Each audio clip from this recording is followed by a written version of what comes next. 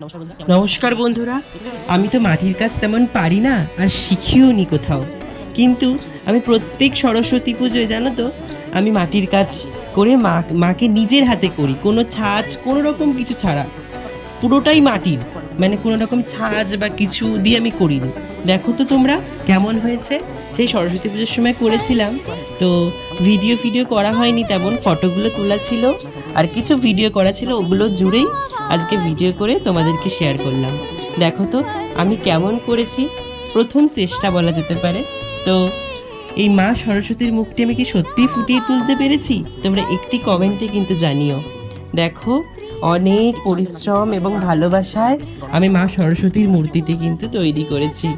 তোমরা এরকম যদি আরও উৎসাহ দাও তাহলে আমি আরও করার চেষ্টা করব।